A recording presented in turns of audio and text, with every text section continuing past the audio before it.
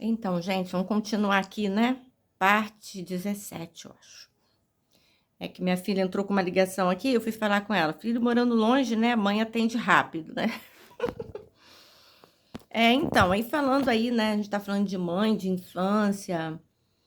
E às vezes eu fico me questionando, assim, nas minhas meditações, o que nossas mães, né, podem ter aproveitado de suas vidas em relação a serem mulheres, não a serem cuidadoras. Mas em serem assim, fazer, será que fizeram uma lista da sua existência? Será que tiveram tempo de fazer essa lista, né, dessa existência? Mas o fato é que eu fui criado numa comunidade viva, né, de pessoas que não estão mortas em seus sentimentos, né?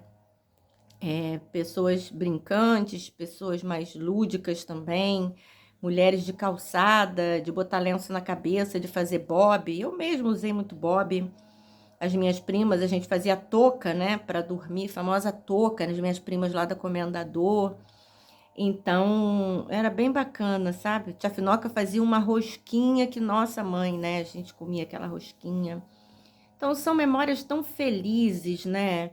Eu lembro que meus 15 anos, uma prima minha chamada Valquíria me levou para uma praça, eu estava num vestido amarelo, com o cabelo todo virado assim de bob, né, enfeitadinha, e eu não tive uma festa de 15 anos, né?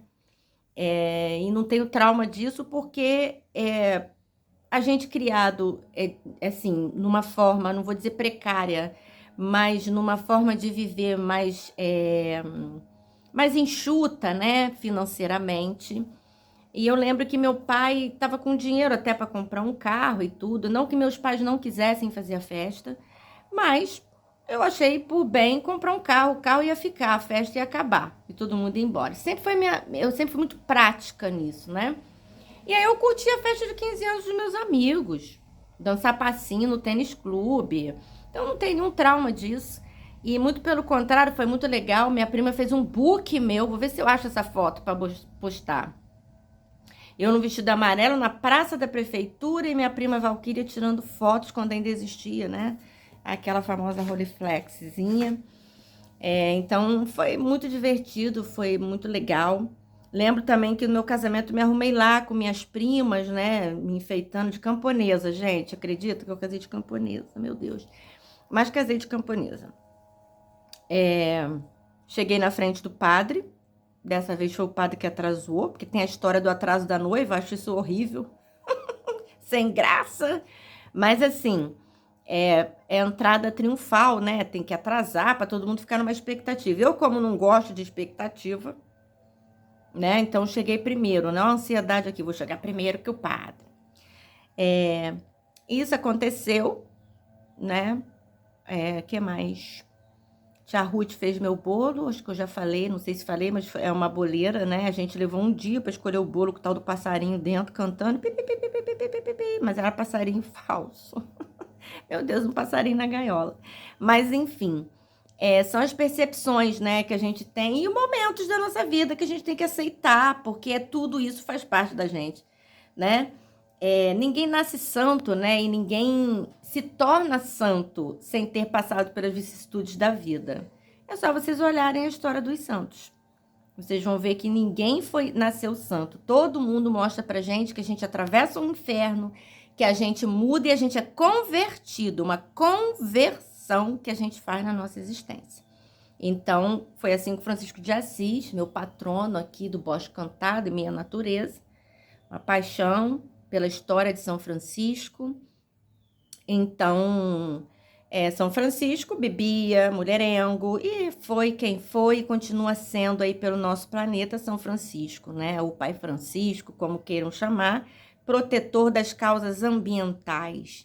Então, todo o meu trabalho é voltado para isso. Inclusive, o da Dona Bugiganga, nas questões ambientais, está envolvido o São Francisco, ou Francisco de Assis, né? É uma loucura que eu tenho de ir em Assis e conhecer lá por onde andou os pés, né, desse querido que tratava todo mundo aí, a natureza, todo mundo era irmão. Então, o maior devoto que já existiu, né, na humanidade em relação à natureza, a entender que todos somos irmãos, né, que tudo isso faz parte de nós e que também as matrizes africanas nos contam isso através dos arquétipos dos orixás, muito erroneamente interpretado por outras religiões e pessoas equivocadas por falta de estudo. E também ficar olhando na internet coisa que não serve, que não deveriam fazer isso, deveriam buscar a história. Porque os ancestrais africanos nos trouxeram o conceito de natureza. Eles só deram nome, gente, é só isso.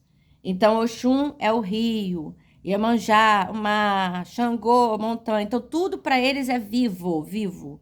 Igualzinho São Francisco. São Francisco só chamava de irmão e eles deram um nome, tá? Então, vamos estudar aí, galera, para acabar com esse preconceito com as religiões de matriz africana. Porque racismo é diferente de preconceito, tá? Vamos buscar a etimologia aí das palavras. Preconceito existe sim, porque vai procurar na internet coisa que não serve. Então, lembrando também, né, aí o Saulo, que também não sempre foi Paulo de Tarso, né? Quem lembra aí, os estudiosos do Evangelho, vai saber tudo que Saulo fez, né? Só que Saulo tinha conhecimento, ele estava equivocado, mas ele tinha conhecimento, diferente da Madalena, que não tinha conhecimento. Então, quem teve que investir mais no processo de autoconhecimento foi ela e não ele. Porque ele tinha conhecimento, ele só estava equivocado. Ela não, ela teve que deixar vício. Ele não tinha o vício. E ela tinha vício. Então, foi ele que mais propagou o evangelho. E ela foi a que mais representou em vida, né? Aquela velha história de Maria Carolina de Jesus, né? Com a Clarice Lispector. Maria Carolina, Quarto de Despejo, para quem não conhece, um best-seller, uma catadora, né? E que ficou famosa com o livro Quarto de Despejo. No encontro dela com a Clarice, ela diz para Clarice, né, que estava diante de uma grande escritora. E a Clarice responde e devolve para ela: você pode estar diante de uma escritora, mas você viveu a história. Então, existe uma diferença enorme em escrever e ter vivido a história. Com certeza, Clarice Lispector está correta. Uma coisa é você criar, outra coisa é você contar de você, a partir de você, como diz a Estamira, do Lixão de Gramacho. Vocês não aprendem nas escolas, vocês aprendem com as ocorrências. E Valbinha aqui aprendeu com as ocorrências, igualzinho Dona Penha na vida, igual meu pai, que foi um malandro na existência, que me ensinou essa malandragem. Então, eu tenho sempre uma caneca do meu pai no meu trabalho para lembrar e honrar o trabalho dele, uma vida inteira e uma vida, né, ceifada, lamentavelmente, por um câncer agressivo de pulmão, né? Talvez ali remontasse toda a tristeza da vida do meu pai, né? Porque o pulmão está muito ligado a isso, a falta dessa mãe, né? Mas que tudo isso é resolvido, né, diante lá da lei maior de amor aí da nossa criação. Mas nossos pais também têm história, gente. Não é só a gente, não é só a gente que sofre, não é só a gente que tem problema, eles também. E com certeza fizeram muitas concessões na vida por nós. Eu mesma lembro que minha mãe só foi dar um salto maior na vida dela depois que eu me casei. Eu acho que é aquele conceito, né? Entreguei minha filha, e aí agora é minha responsabilidade, vou cuidar de mim. Acho que eu faço um pouco isso, fiz um pouco isso também. Eu fui ficando com meus filhos, não trabalhei, acho que eu guardei isso no meu inconsciente, fui criando meus filhos, e quando eu vi que estava mais ou menos, eu fui viver minha vida, fui fazer um concurso de auxiliar de serviços gerais, limpei muito o chão, fiquei pelo INSS 2 anos por conta da minha coluna, né? Eu já não era mais tão jovem, porque eu comecei tudo mais tarde, né? Então, gente, pode até não parecer, mas eu vou fazer 60, um pouco cansada também, passando a bola aí também para esse pessoal mais jovem. Queria muito hoje ter mais um refresco para até ter mais tempo, vivenciar mais meus netos e tudo, mas nada que não possa acontecer mais para frente, até porque meus filhos não moram aqui e não vai ser isso que não vai permitir que eu continue meu trabalho aí pela natureza, muito pelo contrário. A palavra, ela está para além, né? Então, acho que a gente precisa repensar muito aí na nossa história, meditem de manhã, se questionem sobre os seus sentimentos e pensamentos, tá bom? Porque a história tá aqui. Eu só tô sentada porque eu tava em pé para contar, né, para viver ela.